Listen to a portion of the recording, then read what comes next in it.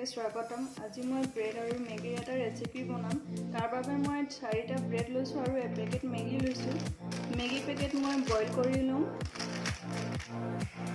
আৰু মোৰ পানী উতলি দিলে এতিয়া মই মেগীখিনি টুকুৰা কৰি ইয়াত বইল কৰি ল'ম। পানী মই কমকৈ দিছোঁ কাৰণ পানীখিনি মই শুকুৱাই দিম। মই এইখিনি চেকি নিদিওঁ মেগীখিনি।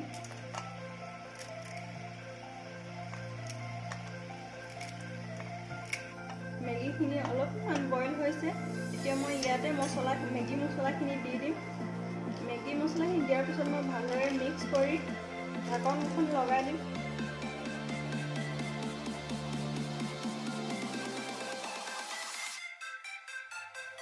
মেগীখিনি ৰেডি হৈ গ'ল। এয়া চাওক, পানীও শুকাই গৈছে। মেগী ৰেচিপিটো বনাবৰ কাৰণে মই দুটা বনাই ল'ম। তাৰ কাৰণে মই অলপমান তেল দি লৈছোঁ।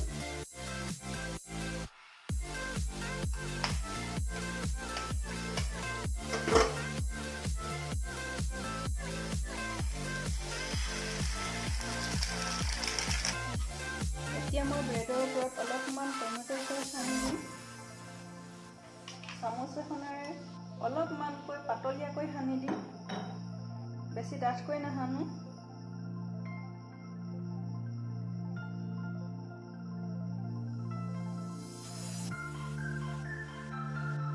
মই চাৰিওফালে চচখিনি সানি ল'লোঁ। এতিয়া মই ইয়াত এড কৰিম বইল কৰি থোৱা মেগী অলপমান।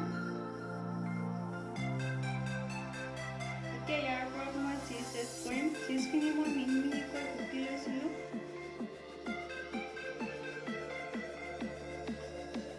আৰু ইয়াৰ ওপৰত মই এতিয়া চীজকেইটা দি দিম।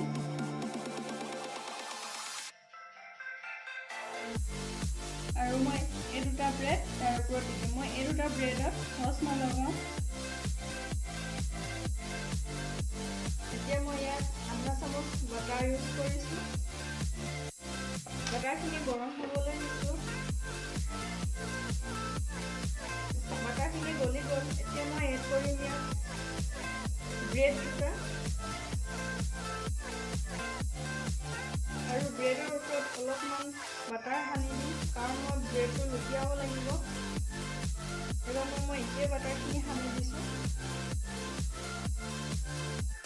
আৰু মই ব্ৰেডটো 1 মিনিটৰ কাৰণে ঢাকি ৰাখিম।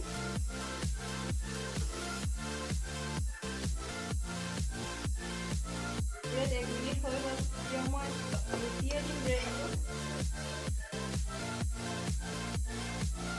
আৰু 1 মিনিটৰ কাৰণে মই ঢাকি ৰাখিম।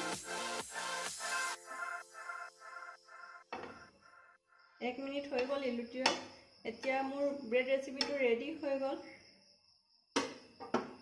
আপোনালোকে কিন্তু ব্ৰেড ৰেচিপিটো বনাওঁতে একেবাৰে ল' ষ্টিমত বনাব, হাই ফ্লেম নিদিব, নহ'লে জ্বলি যোৱাৰ ভয় থাকে। আপোনালোকে এনেধৰণৰ নতুন নতুন ৰেচিপিৰ ভিডিঅ' আগলৈও পাবলৈ মোৰ চেনেলটো প্লিজ ছাবস্ক্ৰাইব কৰি দিব। লগতে কাষতে থকা বেল আইকনটো প্ৰেছ কৰি শ্বেয়াৰ কৰিবলৈ নাপাহৰিব। ধন্যবাদ।